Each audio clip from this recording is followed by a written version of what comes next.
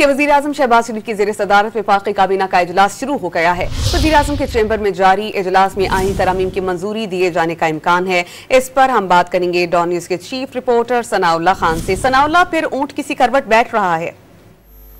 जी, आज तो हुक्मरान जो इत्तेहाद है उन्होंने इस बात का ऐलान भी किया बाकायदा ख्वाजा आसिफ ने कि आज हर कीमत पर दोनों अवानों से जो आईनी तरमीम है वो मंजूर कराई जाएंगी और जो लीगल एक रिक्वायरमेंट है वफाकी काबीना की मंजूरी की, क्योंकि आज सुबह जो थी अर्ली मॉर्निंग 12:30 बजे रात के टाइम वो काबीना का इजलास जरूर हुआ था, लेकिन मौलाना फजल रहमान की दरख्वास्त पर उसकी मंजूरी जो है वो दफल की गई थी अब 3 बजे तक के लिए। तो अब 3 बजे दोबारा काबीना का इजलास शुरू है और पार्लियामेंट हाउस में वज़ीर-ए-आज़म का जो चैम्बर है वहाँ पर यह इजलास हो रहा है। और दूसरी तरफ मौलाना फजल रहमान के घर पर PTI का जो वफ्द है वो भी पहुंच चुका है, जो अपना मौक़िफ़ देगा, जिसके मौलाना फजल रहमान की तरफ से जो मैसेज आएगा उसके बाद काबीना की मंजूरी का जो अमल है वो मुकम्मल किया जाएगा।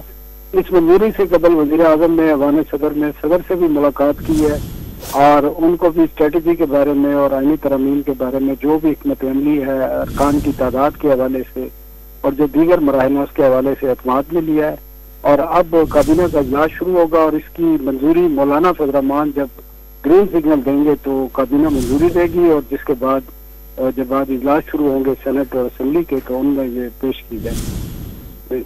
सनाउल्लाह खान, बहुत शुक्रिया आपका।